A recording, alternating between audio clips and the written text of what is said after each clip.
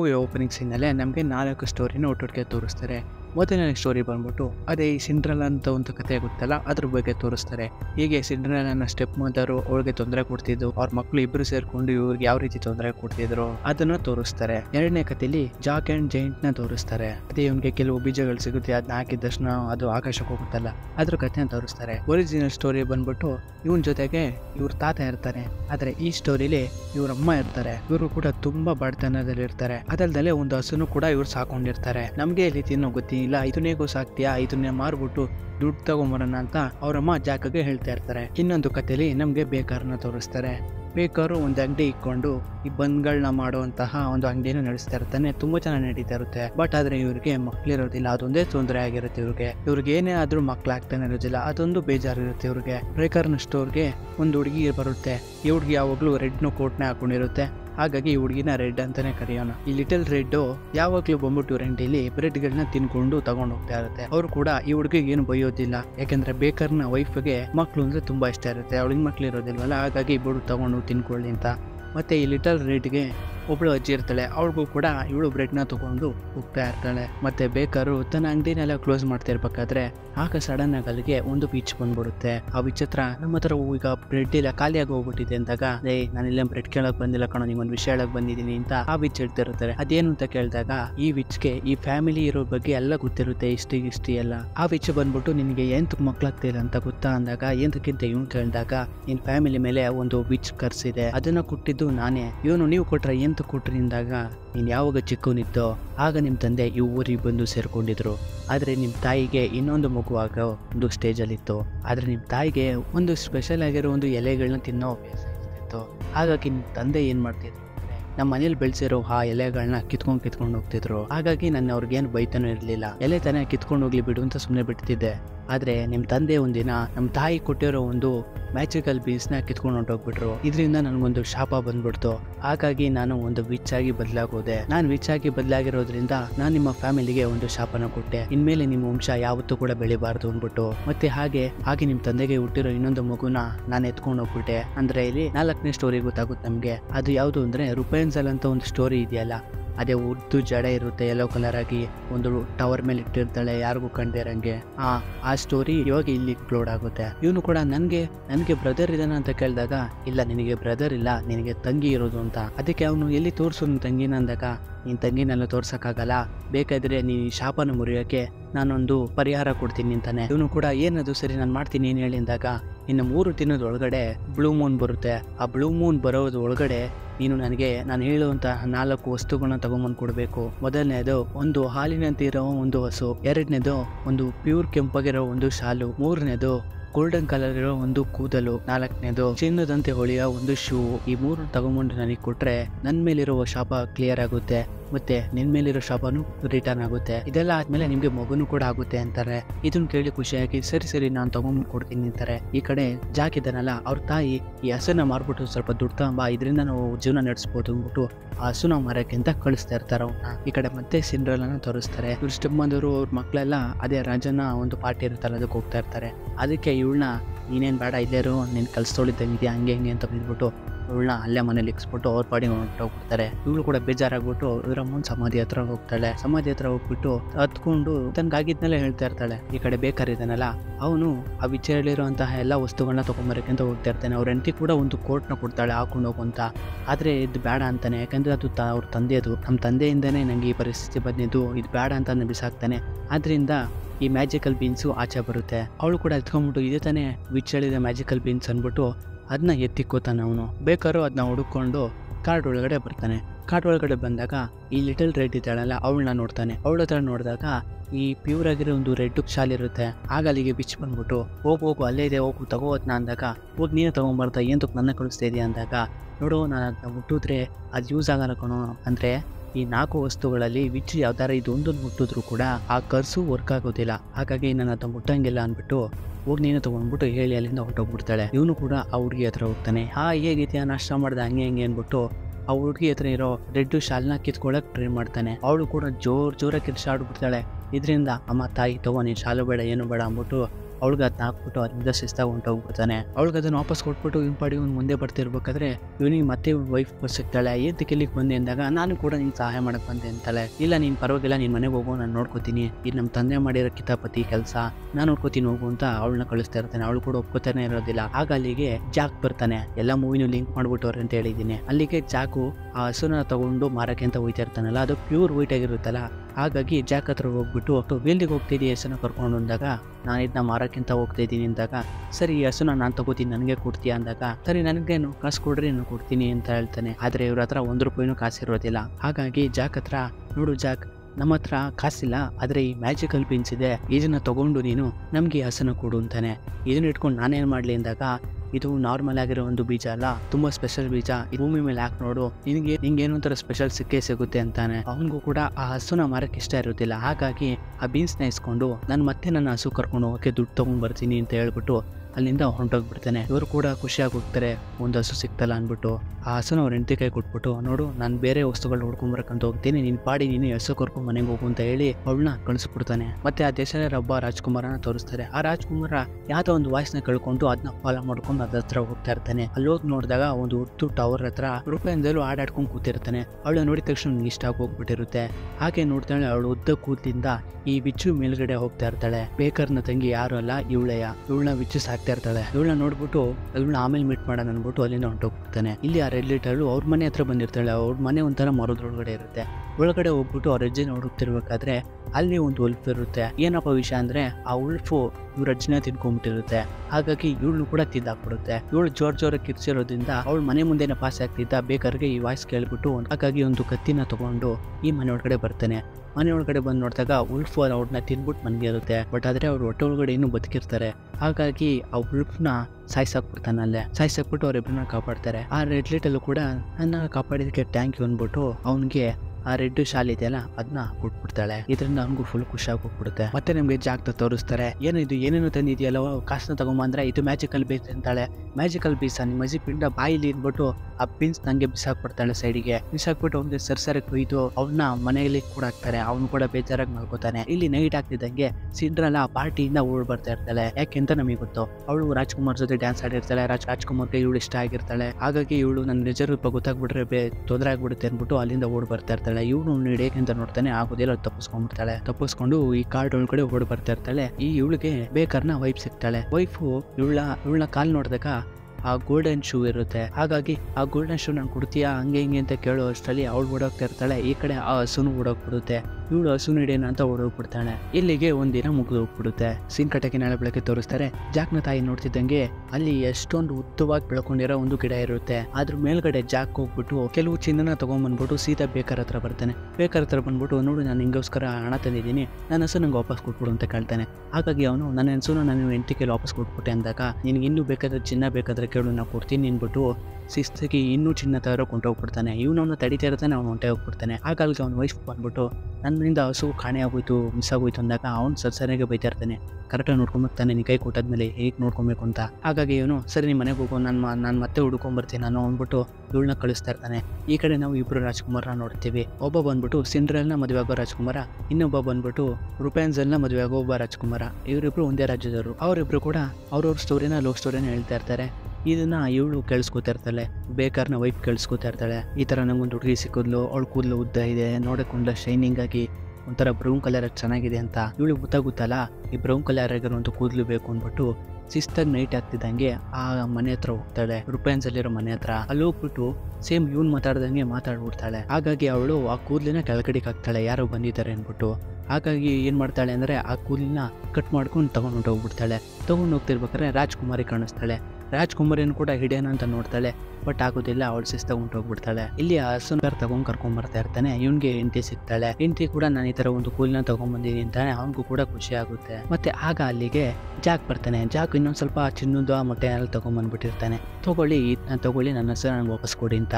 ಅವರು ಕೂಡ ನೀನು ಸ್ವಲ್ಪ ದಿನ ಇರು, ನಾನು ಹಿಂಗೆ ವಾಪಸ್ ಕೊಡ್ತೀನಿ ಅಂತ ಮಾತಾಡ್ತಿರ್ಬೇಕಾದ್ರೆ ಇದ್ದಕ್ಕಿದ್ದಂಗೆ ಆ ಹಸುಗೆ ಏನಾಗುತ್ತೋ ಗೊತ್ತಿಲ್ಲ, ಆ ಹಸು ಅಲ್ಲೇ ಡೆತ್ ಆಗಿ ಹೋಗ್ಬಿಡುತ್ತೆ. ಆಗ ಅಲ್ಲಿಗೆ ಆ ವಿಚ್ ಬಂದ್ಬಿಟ್ಟು ನಿಮಗೆ ಕೊಟ್ಟಿರೋ 3 ದಿನದಲ್ಲಿ 2 ದಿನ ಡೆಸ್ಕಿ ಡಮಾರ್ ಅಂತ ಹೇಳುತ್ತೆ. ಮತ್ತೆ ಮತ್ತೆ ಸೀನ್ ಕಟ್ಟಾಗಿ ನಾಳೆ ಬೆಳಗ್ಗೆ ತೋರಿಸ್ತಾರೆ. ಇಲ್ಲಿ ರೂಪಾಯಿನ್ಸಲ್ಲು ರಾಜ್ಕುಮಾರ್ನ ಮೀಟ್ ಮಾಡ್ಬಿಟ್ಟು ಇವರಿಬ್ರು ಲವ್ ಸ್ಟೋರಿ ಶುರು ಆಗ್ಬಿಟ್ಟಿರುತ್ತೆ. ಹಾಗಾಗಿ ಅವಳು ನಮ್ಮ ತಾಯಿ ಬರೋ ಮೈತಿಲಿಂದ ಹೊಂಟೋಗ್ತಾಳೆ, ಅವನು ಕೂಡ ಅಲ್ಲಿಂದ ಹೊಂಟೋಗ್ತಾ ಇರ್ತಾನೆ. ಇದನ್ನ ವಿಚ್ ನೋಡ್ಬಿಟ್ಟಿರ್ತಾಳೆ. ನನ್ನ ಮಗಳನ್ನೇ ನೀನು ಈ ತರ ಪುಟ್ಟಿಕಾಗಳಕ್ಕೆ ನೋಡ್ತೀಯ ಅನ್ಬಿಟ್ಟು ಅವಳ ಮ್ಯಾಜಿಕಲ್ ಪವರ್ ಇಂದ ಅವನ್ನ ಪೂರ್ತಿ ಬ್ಲೈಂಡ್ ಮಾಡ್ಬಿಡ್ತಾಳೆ, ಅಂದ್ರೆ ಕಣ್ ಕುರುಡನಾಗಿ ಮಾಡ್ಬಿಟ್ಟು ಶಿಸ್ತಾಗಿ ರೂಪಾಯಿನ್ಸಲ್ ಹತ್ರ ಬಂದ್ಬಿಟ್ಟು ನಾನು ಇಷ್ಟ ದಿನ ನೀನು ಎಷ್ಟು ಜನ ನೋಡ್ಕೊಂಡೆ, ನನ್ನ ಜೊತೆ ಮೋಸ ಮಾಡಕ್ ನೀನು ನೋಡ್ತೀಯ ಅಂತಾಗ ಅವಳು ಕೂಡ ನನ್ಗೆ ಇನ್ಮೇಲೆ ಇಲ್ಲಿ ಇರಕ್ ಇಷ್ಟ ಇಲ್ಲ, ಈ 4 ಗೋಡೆ ಮಧ್ಯೆ ನಂಗೆ ಜೀವನ ಮಾಡಕ್ ಆಯ್ತಲ್ಲ, ನನ್ನ ಬಿಟ್ಬಿಟ್ಟು ನಾನು ಹೊರಗಡೆ ಹೋಗ್ತೀನಿ ಅಂತ ಇರ್ತಾಳೆ. ಅವಳು ಕೂಡ ನೀನು ಎಲ್ಲಿಗೂ ಹೋಗ್ಬಾರ್ದು, ನೀನು ನನ್ನ ಜೊತೆನೇ ಇರ್ಬೇಕು ಅಂದ್ಬಿಟ್ಟು ಅವಳು ಕೂತ್ಲಿದೆಯಲ್ಲ ಅದನ್ನ ಪೂರ್ತಿ ಕಟ್ ಮಾಡಾಕ್ಬಿಡ್ತಾಳೆ. ಇಲ್ಲಿ ಜಾಕು ರಿಟಲ್ ರೆಡ್ ಹತ್ರ ಬರ್ತಾನೆ. ಅವಳ ಹತ್ರ ಬಂದ್ಬಿಟ್ಟು ಹೀಗೆ ಇವರಿಬ್ರು ಮಧ್ಯೆ ಫ್ರೆಂಡ್ಶಿಪ್ ಬೆಳೆಯುತ್ತೆ.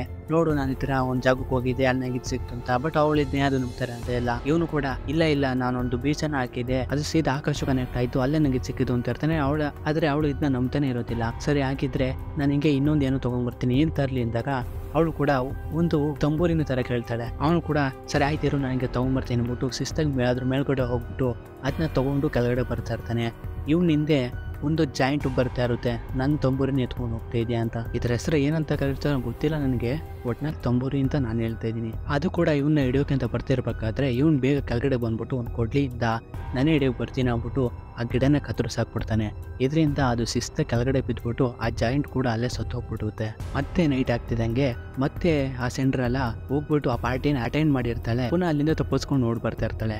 ಆದ್ರೆ ಈ ಸಲ ರಾಜ್ಕುಮಾರ ಒಂದು ಪ್ಲಾನ್ ನ ಮಾಡಿರ್ತಾನೆ. ಅವಳ ಕಾಲು ಅಲ್ಲೇ ಮೆಟ್ಲತ್ರ ಸಿಗೋಕೊಳ್ಳೋ ರೀತಿ ಮಾಡಿರ್ತಾನೆ. ಆದ್ರೂ ಕೂಡ ಇವಳು ಒಂದ್ ಚಪ್ಲಿನ ಅಲ್ಲೇ ಬಿಟ್ಬಿಟ್ಟು ಇನ್ನೊಂದ್ ಚಪ್ಲಿಂದ ಇವಳು ಓಡ್ಬಂದ್ಬಿಡ್ತಾಳೆ. ಇವಳನ್ನ ನೋಡ್ಬಿಟ್ಟು ಬೇಕರ್ ವೈಫ್ ಇದ್ದಾಳಲ್ಲ ಅವಳು ಇವಳನ್ನ ನೋಡ್ಬಿಡ್ತಾಳೆ. ಹಾಗಾಗಿ ಇವಳ ಹತ್ರ ಬಂದ್ಬಿಟ್ಟು ದಯವಿಟ್ಟು ನನಗೆ ನಿನ್ ಚಪ್ಲಿನ ಕೊಡು, ಅದಿದ್ರೆ ನನ್ನ ಮಗುನ ನಾನು ಪಡ್ಕೊಬಹುದು ಅಂದಾಗ ನೀನೇನು ಹುಚ್ಚಿದೆ, ಚಪ್ಲಿಂದ ಯಾವನ್ ಮಗು ಪಡ್ಕೋತಾನೆ ಅಂತ ಇವಳು ಏನಾರು ಮಾತಾಡ್ತಿರ್ತಾಳೆ. ಆ ರಾಜ್ಕುಮಾರ ಸೈನಿಕರು ಬೇರೆ ಇವಳನ್ನ ಹಿಡಿಯಕ್ಕೆ ಬರ್ತಾ ಇರ್ತಾರೆ. ಹಾಗಾಗಿ ನೋಡು ನನಗೆ ಒಂದು ಮ್ಯಾಜಿಕಲ್ ಬೀನ್ಸ್ ನ ಕೊಡ್ತೀನಿ, ಇದನ್ನ ತಗೊಂಡು ನಂಗೆ ಚಪ್ಲಿನ ಕೊಡು ಅಂತಾಳೆ. ಅವಳು ಕೂಡ ಆ ಬೀಜನ ತೆಗೆದು ಬಿಸಾಕ್ಬಿಡ್ತಾಳೆ. ನೀನು ಹುಚ್ಚಿನ ಏನೇನೋ ಮಾತಾಡ್ತಿದ್ಯಾ ಅಂತ ಇರ್ತಾಳೆ. ಮತ್ತೆ ಬೇಕರ್ನ ವೈಫು ನೋಡು ನನ್ನ ಚಪ್ಲಿ ಹಾಕೊಂಡು ನಿಂಗೆ ಬೇಗ ಓಡಕ್ಕಾಗುತ್ತೆ, ನಾನು ಚಪ್ಲಿ ಕೊಡ್ತೀನಿ ನಿನ್ಗೆ, ನೀನ್ ನನಗೆ ನಿನ್ ಚಪ್ಲಿನ ಕೊಡು ಅಂತಾಳೆ. ಇವಳು ಕೂಡ ಸರಿ ಆಯ್ತು ಕೊಡು ಅಂದ್ಬಿಟ್ಟು ಆ ಗೋಲ್ಡನ್ ಚಪ್ಲಿನ ಇವಳು ಇಸ್ಕೊಂಡ್ಬಿಟ್ಟು ಇವಳು ಚಪ್ಲಿನ ಅವಳು ಹಾಕೊಂಡು ಓಡೋಗ್ಬಿಡ್ತಾಳೆ. ಇವ್ರ ಸೈನಿಕರೆಲ್ಲ ಬಂದ್ಬಿಟ್ಟು ಇವ್ರ ಹತ್ರ ಆ ಚಪ್ಲಿನ ಕಿತ್ಕೊಡ್ತಾರೆ. ಆದ್ರೆ ರಾಜ್ಕುಮಾರ್ ಹತ್ರ ಇನ್ನೊಂದು ಆಲ್ರೆಡಿ ಚಪ್ಲಿ ಇರುತ್ತಲ್ಲ, ಬಿಟ್ಟು ಕಳ್ಸೋಣ, ನಮ್ಮ ಹತ್ರ ಆಲ್ರೆಡಿ ಇನ್ನೊಂದು ಇದೆಯಲ್ಲ ಅದ್ರಲ್ಲಿ ಹುಡ್ಕೊಳ್ಳೋಣ ಅಂತ ಹೇಳಿ ಅಲ್ಲಿಂದ ಶಿಸ್ತಾಗಿ ಹೋಗ್ಬಿಡ್ತಾರೆ. ಶಿಸ್ತಾಗಿ ಹೋಗ್ತಾ ಊರೊಳಗಡೆ ಹೋಗ್ತಾರೆ. ಊರೊಳಗಡೆ ಹೋಗ್ಬಿಟ್ಟು ಎಲ್ಲಾರ್ಗೂ ಆ ಚಪ್ಲಿನ ಹಾಕಿ ನೋಡ್ತಾ ಇರ್ತಾರೆ, ಆಗ್ತಾನೆ ಇರೋದಿಲ್ಲ. ಈ ಸಿಂಡ್ರೆಲಿನ ಮದರ್ ಇದಾರಲ್ಲ, ಸ್ಟೆಪ್ ಮದರ್, ಅವ್ರು ಅವ್ರ ಮಗಳಿಗೆಲ್ಲ ಹಾಕಕ್ ಟ್ರೈ ಮಾಡ್ತಾಳೆ, ಆಗ್ತಾನೆ ಇರೋದಿಲ್ಲ. ನಿನ್ ಕಾಲ್ನೇ ಕಟ್ ಮಾಡ್ಬಿಡ್ತೀನಿ ತಡಿ ಅನ್ಬಿಟ್ಟು ಅವ್ಳ ಕಾಲ್ನೆಲ್ಲ ಕಟ್ ಮಾಡ್ತಾರೆ. ಅಂದ್ರೆ ಅವಳ ಮಗಳದು ಮುಂದೆ ತುದಿನ ಅದು ಚಪ್ಲಿ ಆಗ್ಲಿ ಅನ್ಬಿಟ್ಟು. ಹಂಗಿದ್ರು ಕೂಡ ಆಗಲ್ಲ. ಅದು ಆ ಸೈನಿಕಂಗೆ ಗೊತ್ತಾಗ್ಬಿಡುತ್ತೆ ಈ ತರ ಮುಂದೆಗಡೆ ಇರೋ ಬೆಳ್ಗಳನ್ನ ಕಟ್ ಮಾಡ್ಕೊಂಡಿದ್ದಾಳೆ ಅನ್ಬಿಟ್ಟು. ಇವನು ಮತ್ತೆ ಆ ಮನೆ ಕೆಲಸದವಳನ್ನ ನೋಡ್ತಾನೆ, ಅದೇ ಮನೇಲಿರೋಳನ್ನ. ಹಾಗಾಗಿ ಅವಳ ಹತ್ರ ಹೋಗ್ಬಿಟ್ಟು ಈ ಚಪ್ಲಿನ ಹಾಕ್ತಾನೆ. ಕರೆಕ್ಟ್ ಫಿಟ್ ಆಗ್ಬಿಡುತ್ತೆ. ಹಾಗಾಗಿ ಇವಳೆ ಅವಳು ಅಂತ ಗೊತ್ತಾಗಿ ಅವಳನ್ನ ಕರ್ಕೊಂಡು ಶಿಸ್ತಾಗಿ ರಾಜಮಹಲ್ಗೆ ಹೋಗ್ತಾನೆ. ಈ ಕಡೆ ರೂಪಾಯಿನ್ಸಲ್ನ ಯಾವ್ದೋ ಒಂದು ಜಾಗದಲ್ಲಿ ಇಕ್ಬಿಟ್ಟು ಸುತ್ತ ಅಕ್ಕಪಕ್ಕ ಎಲ್ಲ ಬರೀ ಅವುಗಳನ್ನ ಹಾಕ್ಬಿಟ್ಟಿರ್ತಾಳೆ ನೀರ್ ಹತ್ರ. ಆ ಜಾಗಕ್ಕೆ ಈ ರಾಜ್ಕುಮಾರ ಬರ್ತಾನೆ. ಈ ರಾಜ್ಕುಮಾರ್ ಇದಾರಲ್ಲ, ಇನ್ನೊಬ್ಬ ರಾಜ್ಕುಮಾರ, ಇವರಿಬ್ರು ಅಣ್ಣ ತಮ್ಮದಿರು ಅಂತಾನೆ ಅನ್ಕೊಬಹುದು. ಈಗ ಸಿಂಡ್ರೆಲಾ ಮದುವೆ ಆಗಿರೋ ಅಣ್ಣ ಅನ್ಕೊಳ್ಳಿ, ರೂಪಾಯಿನ್ಸಲ್ನ ಮದುವೆ ಆಗೋ ತಮ್ಮ ಅನ್ಕೊಳ್ಳಿ. ರೂಪಾಯಿನ್ಸಲ್ನ ಮದುವೆ ಆಗೋ ಒಬ್ಬ ರಾಜ್ಕುಮಾರ ಅಲ್ಲಿಗೆ ಬರ್ತಾನೆ. ಬಟ್ ಆದ್ರೆ ಅವ್ನಿಗೆ ಕಣ್ ಕಾಣಿಸ್ತಾ ಇರೋದಿಲ್ಲ, ಕಣ್ ಕಾಣ್ತಾ ಇರೋ ರೀತಿ ಇವಳು ಮಾಡ್ಬಿಟ್ಟಿರ್ತಾಳೆ ಬಿಚ್ಚು. ಹಾಗಾಗಿ ಅಲ್ಲಿಗೆ ಇವಳು ಬರ್ತಾಳೆ. ಅವನ್ನ ನೋಡಿ ರೂಪಾಯಿನ್ಸಲ್ ಕೂಡ ಆ ಹಾವುಗಳಿದ್ರು ಪರವಾಗಿಲ್ಲ ಅಂದ್ಬಿಟ್ಟು ಅವ್ರನ್ನೆಲ್ಲ ದಾಟ್ಕೊಂಡು ಇವನ ಹತ್ರ ಬರ್ತಾರೆ. ಇವನು ಕೂಡ ನಂಗೆ ಕಣ್ ಕಾಣಿಸ್ತಾ ಇಲ್ಲ ರೂಪಾಯಿನ್ಸಲ್ ಹಂಗೆ ಹಿಂಗೆ ಇರ್ತಾಳೆ. ಅವಳು ತಪ್ಕೊಂಡು ಅವಳು ಕಣ್ಣೀರು ಅವ್ನ ಕಣ್ಣತ್ರ ಬಿದ್ದಿದ ತಕ್ಷಣ ಅವಳು ಅವ್ಗೆ ಟಕ್ಕನಿಗೆ ಕಣ್ ಕಾಣಕ್ ಶುರು ಆಗ್ಬಿಡುತ್ತೆ. ಇದರಿಂದ ಇವರಿಬ್ರು ಫುಲ್ ಖುಷಿಯಾಗಿ ಹೋಗ್ತಾರೆ. ಮತ್ತೆ ಈ ಬೇಕಾರಿಗೆ ಎಲ್ಲಾ ವಸ್ತುಗಳು ಸಿಕ್ಬಿಡ್ತು, 4 ವಸ್ತುಗಳು ಸಿಕ್ಬಿಟ್ಟವೆ. ಹಾಗಾಗಿ ವಿಚ್ ಕೂಡ ಅಲ್ಲಿಗೆ ಬರ್ತಾಳೆ. ಆದ್ರೆ ಒಂದ್ ವಸ್ತು ಮಾತ್ರ ಸರಿ ಇರೋದಿಲ್ಲ. ಯಾವ್ದಂದ್ರೆ ಹಸು ಅದು ವೈಟ್ ಕಲರ್ ಇರುತ್ತಲ್ಲ, ಜಾಕ್ನ ಹಸು ಸತ್ತೋಗ್ಬಿಟ್ಟಿರುತ್ತೆ. ಹಾಗಾಗಿ ಇನ್ನೊಂದನ್ನು ತಗೊಂಡ್ಬಂದಿರ್ತಾನೆ ಅದೇ ತರದ್ದು. ಹಾಗಾಗಿ ವಿಚ್ ಹತ್ರ ನೋಡು ಆ ಹಸು ಸತ್ತೋಯ್ತು, ಬಟ್ ಆದ್ರೆ ಅದೇ ರೀತಿ ನಾನು ತಗೊಂಡ್ಬಂದಿದ್ದೀನಿ ಅಂತ ವಿಚ್ ಹತ್ರ ಹೇಳ್ತಾ ಇರ್ತಾನೆ. ಹಾಗಾಗಿ ವಿಚ್ ನಾನೆಂತಕ್ಕಿರೋದು ಮ್ಯಾಜಿಕಲ್ ಆಗಿ ಮಾಡಕ್ಕೆ, ನನಗೆ ಆ ಹಸು ಟಿಟ್ಬಿಟ್ಟು ತೋರಿಸು, ನಾನು ನಮ್ಮ ಪುನಃ ಜೀವಂತ ಮಾಡ್ತೀನಿ ಅಂದ್ಬಿಟ್ಟು ಶಿಸ್ತಾಗಿ ಹೋಗ್ಬಿಟ್ಟು ಆ ಹಸುನ ಪುನಃ ಜೀವಂತ ಮಾಡಿಬಿಡ್ತಾಳೆ. ಮತ್ತೆ ಆ ಹಸುಗೆ ಈ ಎಲ್ಲಾ ವಸ್ತುಗಳನ್ನ ತಿನ್ನಿಸ್ತಾರೆ. ಈ ಕೂದಲು, ಶೂವು, ಆ ಶಾಲು ಇವೆಲ್ಲಾನು ತಿನ್ನಿಸ್ತಾರೆ. ಬಟ್ ಆದ್ರೆ ಆ ಮಿಲ್ಕೆ ಬರ್ತಾ ಇರೋದಿಲ್ಲ. ಮಿಲ್ಕೆ ಬರ್ತಾ ಇಲ್ವಲ್ಲ, ಏನ್ ಮಾಡೋದು, ಏನ್ ಮಿಸ್ ಆಗಿದೆ ನಮ್ಮಿಂದ ಅಂತ ಎಲ್ಲ ಯೋಚನೆ ಮಾಡ್ತಾ ಇರ್ತಾರೆ. ಆಗ ಇವಳಿಗೆ ಗೊತ್ತಾಗುತ್ತೆ, ನೀನ್ ಆ ಕೂದಲನ್ನ ಎಲ್ಲಿಂದ ತಗೊಂಡ್ಬಂದೆ ಅಂದಾಗ, ನಾನು ಈ ರೀತಿ ಒಂದು ಹುಡುಗಿ ಹತ್ರ ಇತ್ತು ಈ ಕಿತ್ಕೊಂಡ್ಬಂದೆ ಅಂದಾಗ ಆ ಹುಡುಗಿ ಕೂದಲನ್ನ ಇವಳು ಆಲ್ರೆಡಿ ಮುಟ್ಬಿಟ್ಟಿರ್ತಾಳೆ. ವಿಚ್ಚು ರೂಪಾಯಿನ್ಸಲ್ ಕೂದಲಿನ ಕಟ್ ಮಾಡಿರ್ತಾಳಲ್ಲ, ಆ ಟೈಮಲ್ಲಿ ಆ ಕೂದಲನ್ನ ಮುಟ್ಟಿರ್ತಾಳಲ್ಲ, ಹಾಗಾಗಿ ವರ್ಕ್ ಆಗೋದಿಲ್ಲ. ಆ ಕೂದಲನ್ನ ಆಲ್ರೆಡಿ ಮುಟ್ಟಿದೆ, ಈಗ ಅದು ವರ್ಕ್ ಆಗಲ್ಲ ಅಂತ ಅವ್ರ ಹತ್ರ ಹೇಳ್ತಾ ಇರ್ತಾಳೆ. ಬ್ಲೂ ನೈಟ್ ಮೂನ್ ಬೇರೆ ಮುಗಿತಾ ಬರ್ತಾ ಇರುತ್ತೆ. ಹಾಗಾಗಿ ಹಾಗಾಗಿ ಬೇಕರ್ ಹತ್ರ ಒಂದು ಮಿಸ್ಕಿನ್ ಜೋಳ ಇರುತ್ತೆ. ಆಗ ಜಾಕ್ ಬಂದ್ಬಿಟ್ಟು ಇದ್ರ ತುದಿನೂ ಕೂಡ ವೈಟ್ ಗೋಲ್ಡನ್ ಹೇರ್ ಕಲರ್ ಇದೆಯಲ್ಲ, ಇದನ್ನ ತಿನ್ಸಿದ್ರೆ ಹೇಗೆ ಅಂತಾನೆ. ಅಂದ್ರೆ ಆ ಮಿಸ್ಕಿನ್ ಜೋಳದ ಮುಂದೆ ಒಂಥರ ಅಜ್ಜಿ ಕೂದಲು ತರ ಇರುತ್ತೆ ಅಂತ ನಾವೆಲ್ಲ ಚಿಕ್ಕ ವಯಸ್ಸಲ್ಲಿ ಆಟ ಆಡ್ತಿದ್ವಲ್ಲ, ಆ ಕೂದಲನ್ನ ತಗೊಂಡಾಗಿ ಆ ಹಸುಗೆ ತಿನ್ನಿಸ್ತಾರೆ. ಆ ಹಸುಗೆ ತಿನ್ಸಿದ ತಕ್ಷಣ ಆ ಹಸು ಹಾಲು ಕೊಡಕ್ ಶುರು ಮಾಡ್ಬಿಡುತ್ತೆ. ಇದರಿಂದ ಆ ಹಾಲು ಸಿಕ್ತಲ್ಲ ಅಂದ್ಬಿಟ್ಟು ಅದನ್ನ ಕುಡಿತಿದ್ದಂಗೆನೆ ಇವಳು ಒಂದು ಶಾಪದಿಂದ ವಿಮುಕ್ತ ಆಗ್ತಾಳೆ. ಹಾಗಾಗಿ ಇವ್ರ ಮೇಲಿರೋ ಒಂದು ಶಾಪನು ಕೂಡ ಕ್ಲಿಯರ್ ಆಗುತ್ತೆ. ಆ ಚಿನ್ನದ್ದು ಒಂದು ತಂಬೂರಿ ತಂದಿರೋದ್ರಿಂದ ಜಾಕ್ನ ಫ್ಯಾಮಿಲಿ ಕೂಡ ಶ್ರೀಮಂತ ಆಗಿರುತ್ತೆ. ಸೀನ್ ಕಟ್ ಆಗಿ ನಾವು ಸಿಂಡ್ರೆಲ್ಲಾ ಮದ್ವೆನ ನೋಡ್ತೀವಿ. ಎಲ್ಲರೂ ಕೂಡ ಖುಷಿಯಾಗಿರ್ತಾರೆ. ಬೇಕರ್ಗೆ ಮಗು ಆಗ್ಬಿಟ್ಟಿರುತ್ತೆ. ಸಿಂಡ್ರೆಲ್ಲಾದು ಮದ್ವೆ ಆಗ್ತಾ ಇರುತ್ತೆ. ಅದ್ರ ಜೊತೆಗೆ ರೂಪಾಯನ್ಸಲ್ಲೂ ಕೂಡ ಮದ್ವೆ ಆಗ್ತಾ ಇರುತ್ತೆ. ಆಗ ಅಲ್ಲಿ ಒಂದು ಅರ್ಥಕ್ವಿಕ್ ತರ ಏನೋ ಒಂದು ರೀತಿ ಬರುತ್ತೆ. ಹಾಗಾಗಿ ಇವರೆಲ್ಲ ಎದುರ್ಕೊಂಡ್ಬಿಡ್ತಾರೆ. ನಮಗೆ ಗೊತ್ತಾಗುತ್ತೆ ಇದು ಯಾವುದೇ ರೀತಿ ಅರ್ಥಕ್ವಿಕ್ ಅಲ್ಲ. ಈ ಸಿಂಡ್ರೆಲ್ಲಾಗೆ ಬೇಕರ್ ವೈಫು ಒಂದು ಮ್ಯಾಜಿಕಲ್ ಬೀಸ್ ಕೊಟ್ಟಾಗ ಅವಳು ಬಿಸಾಕಿದ್ಲಲ್ಲ, ಅದು ಶಿಸ್ತಾಗಿ ಬೆಳಕೊಂಡು ಆಕಾಶಕ್ಕೆ ಹೋಗ್ಬಿಟ್ಟಿದೆ. ಅದರಿಂದ ಒಂದು ಜಾಯಿಂಟ್ ಇಲ್ಲಿಗೆ ಬಂದಿದೆ. ಯಾಕೆಂದ್ರೆ ಈ ಜಾಗು ಫಸ್ಟ್ ಟೈಮು ಆ ಗಿಡನ ಕತ್ತರಿಸಿದಾಗ ಆ ಜಾಯಿಂಟ್ ನಮ್ಮ ಬಾಯ್ ಫ್ರೆಂಡ್ ಸತ್ತೋಗ್ಬಿಟ್ಟಿರ್ತಾನೆ. ಹಾಗಾಗಿ ಇದ್ರ ರಿವೆಂಜ್ ತೀರ್ಸ್ಕೊಬೇಕು ಅಂದ್ಬಿಟ್ಟು ಅವಳನ್ನ ಗರ್ಲ್ ಫ್ರೆಂಡ್ ಬಂದಿರ್ತಾಳೆ ಕೆಳಗಡಿಕೆ. ಎಲ್ಲರೂ ಕೂಡ ವಾಪಸ್ ಮನೆಗೆ ಹೋಗೋಣ ಅಂತ ಎಲ್ಲರೂ ಕೂಡ ಹೋಗ್ತಾ ಇರ್ತಾರೆ. ಆದ್ರೆ ಆ ಕಾಡು ಪೂರ್ತಿ ಒಂಥರ ವಿಚಿತ್ರವಾಗಿ ಆಗ್ಬಿಟ್ಟಿರುತ್ತೆ ಆ ಜಾಯಿಂಟ್ ಕೆಳಗಡೆ ಬಂದಿರೋದ್ರಿಂದ. ಅಲ್ಲೇ ಇವಳಿಗೆ ಲಿಟಲ್ ರೆಡ್ ಕೂಡ ಸಿಗ್ತಾಳೆ. ಲಿಟಲ್ ರೆಡ್ನು ಇವ್ರ ಜೊತೆಗೆ ಕರ್ಕೊಂಡು ಹೋಗ್ತಾಳೆ. ಇವ್ರ ಅಜ್ಜಿ ಮನೆ ಇವ್ ಮಿಸ್ ಆಗ್ಬಿಟ್ಟಿರುತ್ತೆ. ಇವ್ರ ಅಜ್ಜಿನೂ ಕಾಣಿಸ್ತಾನೆ ಇರೋದಿಲ್ಲ. ಇವರೆಲ್ಲ ಹೋಗ್ತಾ ಹೋಗ್ತಾ ಎಲ್ಲಾರು ಕೂಡ ಒಟ್ಟಿಗೆ ಸೇರ್ಕೋತಾರೆ. ಸಿಂಡ್ರೆಲ್ಲಾ ಸ್ಟೆಪ್ ಮದರು, ಅವರಿಬ್ರು ಮಕ್ಕಳು, ಜಾಕ್ನ ತಾಯಿ, ಇವರಿಬ್ರು ಎಲ್ಲರೂ ಕೂಡ ಅಂತ ಸೇರ್ಕೊತಾರೆ. ಆಗ ಅಲ್ಲಿಗೆ ಆ ಜಾಯಿಂಟ್ ಬರುತ್ತೆ. ಆ ಜಾಯಿಂಟ್ ಬಂದ್ಬಿಟ್ಟು ಎಲ್ಲಿ ಆ ಹುಡುಗನ ತೋರಿಸಿ ಅವ್ನ ಕತೆ ಮುಗಿಸ್ಬೇಕು ನಾನು ಅಂದಾಗ ಇವರು ಕೂಡ ಆ ಹುಡುಗನ ಯಾರ ಹೆಸರು ಹೇಳ್ತಾನೆ ಇರೋದಿಲ್ಲ. ಎಲ್ಲಾರು ಮುಚ್ಚಿಡ್ತಾ ಇರ್ತಾರೆ. ಆಗ ಅಲ್ಲಿಗೆ ಆ ವಿಚ್ ಬಂದ್ಬಿಟ್ಟು, ನೋಡು ನಿಂಗೆ ಸಾಯಂಕಾಲದಷ್ಟಲ್ಲಿ ನಿಂಗೆ ಆ ಹುಡುಗನ ಹುಡ್ಕೊಂಡು ತಗೊಂಬಂದು ಕೊಡ್ತೀವಿ, ಇಲ್ಲಿರೋ ಯಾರಿಗೂ ತೊಂದರೆ ಮಾಡ್ಬೇಡ ಅಂತ. ಸರಿ, ಸಾಯಂಕಾಲದಷ್ಟಲ್ಲಿ ಆ ಹುಡುಗ ನಂಗೆ ಸಿಕ್ಕಿಲ್ಲ ಅಂದ್ರೆ ಇಲ್ಲಿರೋ ಎಲ್ಲಾರನ್ನೂ ಸಾಯಿಸ್ಬಿಡ್ತೀನಿ ಅಂದ್ಬಿಟ್ಟು ಅಲ್ಲಿಂದ ಹೋಗ್ತಾ ಇರುತ್ತೆ. ಆ ಹೋಗೋ ಟೈಮಲ್ಲಿ ಈ ಜಾಕ್ನ ಮದರ್ ಇದಾರಲ್ಲ ಅವ್ರಿಗೆ ಸ್ವಲ್ಪ ಏಟ್ ಹಾಕ್ಬಿಟ್ಟು ಅವರು ಅಲ್ಲೇ ಸಾಯೋ ಸ್ಟೇಜ್ ಹೊಂಟೋಗ್ಬಿಡ್ತಾರೆ. ಹಾಗಾಗಿ ನನ್ನ ಮಗುನ ನೀನೇ ಚೆನ್ನಾಗಿ ನೋಡ್ಕೊಬೇಕು, ಅವನ್ನ ಕಾಪಾಡಬೇಕು ಈ ಜಾಯಿಂಟ್ ಕೈಲಿಂದ ಅಂತ ಹೇಳಿ ಒಂದು ಮಾತನ್ನ ತಗೋತಾರೆ ಬೇಕರ್ ಹತ್ರ. ಮತ್ತೆ ಹಾಗಾಗಿ ಇವರೆಲ್ಲರೂ ಜಾಕ್ನ ಹುಡುಕಕ್ಕೆ ಅಂತ ಹೋಗ್ತಾರೆ. ಹೋಗೋ ಟೈಮಲ್ಲಿ ಇವ್ರ ಮಗುನ ಲಿಟಲ್ ರೆಡ್ ಕೈಗೆ ಕೊಟ್ಬಿಟ್ಟು ಹೋಗ್ತಾರೆ. ಎಲ್ಲರೂ ಕೂಡ ಹುಡ್ಕೊಂಡು ಹೋಗ್ತಾ ಇರ್ಬೇಕಾದ್ರೆ ಬೇಕರ್ ಹೀಗೆ ಹುಡುಕ್ತಾ ಹೋಗ್ತಾ ಇರ್ತಾನೆ. ಆಗ ಇವನ್ಗೆ ಸಿಂಡ್ರೆಲ್ಲಾ ಸಿಗ್ತಾಳೆ. ಸಿಂಡ್ರೆಲ್ಲಾ ಹತ್ರ ಹೋಗ್ಬಿಟ್ಟು ಏನಾಯ್ತು ಅಂದಾಗ ಈ ತರ ರಾಜ್ಕುಮಾರ್ಗೆ ಬೇರೆ ಬೇರೆ ಯಾವ್ದೇ ರೀತಿಯ ಸಂಬಂಧಗಳಿವೆ, ಅವನ ಜೊತೆ ನಾವು ಹೋಗಲ್ಲ ಅಂತ ಅವಳು ಬೇಜಾರು ಮಾಡ್ಕೊಂಡು ಕೂತಿರ್ತಾಳೆ. ಸರಿ ಆಯ್ತು ಬಾ, ಅದಕ್ಕೆ ಯಾಕೆ ಬೇಜಾರು ಮಾಡ್ಕೋತೀಯ ಅಂದ್ಬಿಟ್ಟು ಇವನು ಇವಳ ಜೊತೆ ಕರ್ಕೊಂಡು ಹೊಂಟೋಗ್ಬಿಡ್ತಾನೆ. ಇಲ್ಲಿ ಬೇಕರ್ನ ವೈಫು ಎಲ್ಲಾ ಕಡೆ ಹುಡುಕ್ತಾ ಇರ್ತಾಳೆ. ಆ ಪ್ರಿನ್ಸ್ ಸಿಗ್ತಾನೆ. ಈ ಸಿಂಡ್ರೆಲ್ನ ಮದುವೆ ಆಗ್ಬೇಕಾಗಿರೋ ಪ್ರಿನ್ಸ್ ಸಿಗ್ತಾನೆ. ಅವ್ನು ಬಂದ್ಬಿಟ್ಟು ಅವ್ರ ವೈಫ್ ಹತ್ರ ಮಿಸ್ಬಿಹೇವ್ ಮಾಡಕ್ ಸ್ಟಾರ್ಟ್ ಮಾಡ್ತಾನೆ. ಅವಳು ಕೂಡ ಇಷ್ಟ ಇಲ್ಲ ಅಂದ್ರೂ ಕೂಡ ಅವನ ಜೊತೆ ಫ್ಲರ್ಟ್ ಮಾಡ್ಬಿಡ್ತಾಳೆ. ಇದನ್ನೆಲ್ಲ ಸಿಂಡ್ರೆಲ್ನ ಸಾಕ್ತಿದ್ದಂತಹ ಒಂದು ಕಾಗೆಗಳು ನೋಡ್ತಾ ಇರ್ತವೆ. ಅವನು ಫ್ಲರ್ಟ್ ಮಾಡ್ಬಿಟ್ಟು ಅಲ್ಲಿಂದ ಹೊಂಟೋಗ್ಬಿಡ್ತಾನೆ ರಾಜ್ಕುಮಾರ. ಇವಳಿಗೆ ಬೇಜಾರಾಗಿ ಹೋಗ್ತಾ ಇರುತ್ತೆ. ನಾನ್ ಯಾಕೆ ಇವನ್ ಜೊತೆ ಈ ತರ ಫ್ಲರ್ಟ್ ಮಾಡಿದೆ, ಗಂಡ ಇದ್ದಾನೆ ಮಗು ಇದ್ದಾನೆ ಅಂತ ತುಂಬಾ ಬೇಜಾರ್ ಮಾಡ್ಕೋತಾ ಇರ್ತಾಳೆ. ಏನಾಯ್ತು ನನ್ ಬುದ್ಧಿಗೆ ಅಂತ ಬೈಕೋತಾ ಇರ್ತಾಳೆ. ಆಗ ಅದೇ ಟೈಮಲ್ಲಿ ಆ ಜಾಗದಲ್ಲಿ ಆ ಜಾಯಿಂಟ್ ಪಾಸ್ ಆಗ್ತಾ ಇರುತ್ತೆ. ಆದ್ರಿಂದ ಅಲ್ಲೊಂದು ಅರ್ತ್ ಕ್ವಿಕ್ ಆಗ್ತಾ ಇರುತ್ತೆ. ಹಾಗಾಗಿ ಅದರಿಂದ ತಪ್ಪಿಸ್ಕೊಬೇಕು ಅಂದ್ಬಿಟ್ಟು ಇವಳು ಒಂದು ಬೆಟ್ಟದ ಮೇಲ್ಗಡೆ ಹೋಗ್ತಾಳೆ. ಬೆಟ್ಟದ ಮೇಲ್ಗಡೆ ಹೋಗ್ಬಿಟ್ಟು ನೋಡ್ತಿರ್ಬೇಕಾದ್ರೆ ಇವಳ ಕೈ ಮಿಸ್ ಆಗಿ ಕೆಳಗಡೆ ಬಿದ್ದು ಸತ್ತೋಗ್ಬಿಡ್ತಾಳೆ. ಇದಾದ್ಮೇಲೆ ವಿಚ್ಗೆ ಜಾಕ್ ಸಿಗ್ತಾನೆ. ಜಾಕ್ ಹತ್ರ ಇವ್ರ ಹೆಂಡತಿದು ಒಂದು ಶಾಲ್ ಇರುತ್ತೆ. ಹಾಗಾಗಿ ಈ ಶಾಲ್ ನಿಂಗೆ ಎಲ್ಲಿ ಸಿಕ್ತಿದ್ದಾಗ ಯಾವ್ದೋ ಒಂದು ಜಾಗದಲ್ಲಿ ಸಿಕ್ತು ಅಂತ ಹೇಳ್ತಾನೆ. ಇದನ್ನ ನೋಡಿ ನಿಂಗೆ ಗೊತ್ತಾಗ್ಬಿಡುತ್ತೆ ನನ್ನ ಹೆಂಡತಿ ಸತ್ತೋಗ್ಬಿಟ್ಟಿದ್ದಾಳೆ ಅಂತ. ಇದರಿಂದ ಕೋಪಿಸ್ಕೊಂಡು ಎಲ್ಲರ ಮೇಲೆ ಒಬ್ರಿಗೊಬ್ರು ಬ್ಲೇಮ್ ಮಾಡಕ್ ಶುರು ಮಾಡ್ಬಿಡ್ತಾರೆ. ನಿನ್ನಿಂದ ಆಗಿದ್ದು ಅಂತ. ಆ ವಿಚ್ ಕೂಡ ಜಾಕ್ನ ಆ ಜಾಯಿಂಟ್ಗೆ ಕೊಟ್ಬಿಟ್ರೆ ಎಲ್ಲ ಸರಿ ಹೋಗ್ಬಿಡುತ್ತೆ ಅಂತ ಅವಳು ಅವನ್ನ ಕೊಡಕ್ಕೆ ಅಂತ ಹೋಗ್ತಾ ಇರ್ತಾಳೆ. ಆದ್ರೆ ಜಾಕ್ನ ಅವ್ರಿಗೆ ಕೊಡಕ್ಕೆ ಇಷ್ಟನೇ ಇರೋದಿಲ್ಲ. ಹಾಗಾಗಿ ಅವಳನ್ನ ತಡಿತಾ ಇರ್ತಾರೆ. ಮತ್ತೆ ಇದ್ರೆಲ್ಲ ಆಗಿದ್ದು ನಿನ್ನಿಂದ ಅನ್ಬಿಟ್ಟು ಎಲ್ಲರೂ ಕೂಡ ಆ ವಿಷ್ನ ಬ್ಲೇಮ್ ಮಾಡಕ್ ಶುರು ಮಾಡ್ಬಿಡ್ತಾರೆ. ಹಾಗಾಗಿ ಅವಳು ಕೋಪಿಸ್ಕೊಂಡು ಇನ್ನೊಂದ್ಸಲಿ ಇವರೆಲ್ಲರಿಗೂ ಒಂದು ಕರ್ಸ್ನ ಕೊಟ್ಬಿಟ್ಟು ಪುನಃ ಅವಳು ಭೂಮಿ ಒಳಗಡೆ ಹೊಂಟೋಗ್ಬಿಡ್ತಾಳೆ. ಅವಳು ಹೋಗಿರೋದ್ರಿಂದ ಇವ್ ನನ್ಗೇನು ಸವಸನೆ ಬೇಡ ಅಂದ್ಬಿಟ್ಟು ಬೇಕಾಗಿರ್ತಾನಲ್ಲ ಅವನು ತನ್ನ ಮಗುನ ಬಿಟ್ಬಿಟ್ಟು ಶಿಸ್ತಾಗಿ ಹೋಗ್ತಾ ಇರ್ತಾನೆ ಬೇರೆ ಕಡೆಗೆ, ನಾ ಇಲ್ಲಿರಲ್ಲ ಅಂದ್ಬಿಟ್ಟು. ಆಗ ಅವನ್ಗೆ ಅವನ ತಂದೆಯ ಒಂದು ಪ್ರತಿರೂಪ ಕಾಣಿಸ್ಬಿಟ್ಟು ನಾನ್ ಮಾಡಿ ತಪ್ಪು ನೀನು ಮಾಡ್ಬೇಡ ಕಣೋ, ನಿನ್ ಮಗುನ ಯಾವತ್ತೂ ಕೂಡ ಬಿಟ್ಕೊಡ್ಬೇಡ, ದಯವಿಟ್ಟು ನಿನ್ ಮಗು ಜೊತೆ ಹೋಗಿ ಜೀವನ ಮಾಡು ಅಂತ ಹೇಳ್ತಾನೆ. ಇವನ್ಗೂ ಕೂಡ ಇದು ಅರ್ಥ ಆಗ್ಬಿಟ್ಟು ಶಿಸ್ತಾಗಿ ಇವ್ರ ಮಗು ಹತ್ರ ಇವನ್ ವಾಪಸ್ ಬಂದ್ಬಿಡ್ತಾನೆ. ಆಗ ಅಲ್ಲಿಗೆ ಈ ಸಿಂಡ್ರೆಲ್ಲಾ ಅಂತ ಸಾಕಿರುವಂತ ಕೆಲವು ಬರ್ಡ್ಸ್ಗಳಿರುತ್ತೆ. ಅವುಗಳು ಬಂದ್ಬಿಟ್ಟು ಸಿಂಡ್ರೆಲ್ಲಾಗೆ ನಡೆದಿರೋ ವಿಷಯನೆಲ್ಲ ಹೇಳ್ಕೊಡುತ್ತೆ. ಅದೇ ಇವಳ ಹತ್ರ ಮಿಸ್ಬಿಹೇವ್ ಮಾಡಿದ್ನಲ್ಲ ಬೇಕರ್ ವೈಫ್ ಹತ್ರ, ಅದೆಲ್ಲ ತಿಳ್ಕೊಂಡ್ಬಿಟ್ಟಿರ್ತದೆ. ಈಗ ಮಗುನ ನೋಡ್ಕೋತಾ ಇರ್ತಾಳೆ ಸಿಂಡ್ರೆಲ್ಲಾ. ಅಲ್ಲಿಗೆ ಈ ರಾಜ್ಕುಮಾರ ಬರ್ತಾನೆ. ಬಂದ್ಬಿಟ್ಟು ಬಾ ನಾವಿಬ್ರು ರಾಜ್ಮಹಲ್ಗೆ ವಾಪಸ್ ಹೋಗೋಣ ಅಂದಾಗ ನಿನ್ ಮೇಲೆ ನಾನು ನಿನ್ನ ನಂಬಲ್ಲ, ನಿನ್ ಜೊತೆ ಬರಲ್ಲ, ನೀನ್ ಮೋಸ್ಕರ ಹಿಂಗೆ ನೀನ್ ಯಾವತ್ತೂ ನನ್ನ ಮೀಟ್ ಮಾಡೋ ಬರಬೇಡ ಅಂದ್ಬಿಟ್ಟು ಸರಿ ಬೈದು ಅವನ್ನ ಅಲ್ಲಿಂದ ಕಳಿಸ್ಬಿಡ್ತಾಳೆ. ಇವರೆಲ್ಲರೂ ಕೂಡ ಆ ಜಾಕ್ನ ಆ ಜಾಯಿಂಟ್ಗೆ ಕೊಡಕ್ಕಾಗೋದಿಲ್ವಲ್ಲ, ಹಾಗಾಗಿ ಆ ಜಾಯಿಂಟ್ ರಾಕ್ಷಸನ ನಾವೇ ಸಾಯಿಸ್ಬಿಡೋಣ ಅಂತ ಎಲ್ಲರೂ ಒಂದು ಪ್ಲಾನ್ ಗಿನ್ನೆಲ್ಲ ಮಾಡ್ಕೊಂಡು ರೆಡಿಯಾಗಿ ಕಾಯ್ಕೊಂಡು ಕೂತಿರ್ತಾರೆ. ಆಗ ಅಲ್ಲಿಗೆ ಈ ಜಾಕ್ ನೋಡಿಕೊಂಡು ಜಾಯಿಂಟ್ ಕೂಡ ಬರುತ್ತೆ. ಆ ಜಾಯಿಂಟ್ ಬರ್ತಿದ್ದಂಗೆ ಅದು ಸೀದಾ ಬಂದ್ಬಿಟ್ಟು ಒಂದು ಕೆಸರು ಹತ್ರ ನಿಂತ್ಕೊಳ್ಳೋ ರೀತಿ ಮಾಡಿರ್ತಾರೆ. ಅದ್ರ ಕಾಲು ಸ್ಕಿಡ್ ಆಗ್ಲಿ ಅನ್ಬಿಟ್ಟು ಅದು ಬಂದು ನಿಂತ್ಕೊಂಡಿದ ತಕ್ಷಣ ಇವರೆಲ್ಲರೂ ಒಂದು ಕಲ್ನ ಎಲ್ಲ ತಗೊಂಡು ಅದ್ರ ಮುಖದ ಮೇಲೆ ಎಸಿತಾ ಇರ್ತಾರೆ. ಸಿಂಡ್ರೆಲ್ಲಾ ಸಾಕಿರೋ ಬರ್ಡ್ಸ್ಗಳು ಕೂಡ ಹೋಗ್ಬಿಟ್ಟು ಅವಳ ಮೇಲೆ ಅಟ್ಯಾಕ್ ಮಾಡ್ತಾ ಇರ್ತವೆ. ಇದರಿಂದ ಅವಳಿಗೆ ಬ್ಯಾಲೆನ್ಸ್ ತಪ್ಪೋಗ್ಬಿಟ್ಟು ಶಿಸ್ತಾಗಿ ಕೆಳಗಡೆ ಬೀಳ್ತಾ ಇರ್ತಾಳೆ. ಕೆಳಗಡೆ ಬಿದ್ದಿದ ತಕ್ಷಣ ಶಿಸ್ತಾಗಿ ಇವಳ ಮೇಲ್ಗಡೆ ಒಂದು ಮರ ಬಿದ್ದ್ಬಿಡುತ್ತೆ. ಅದು ಸರಿಯಾಗಿರೋ ದಪ್ಪಕ್ಕಿರೋ ಮರ.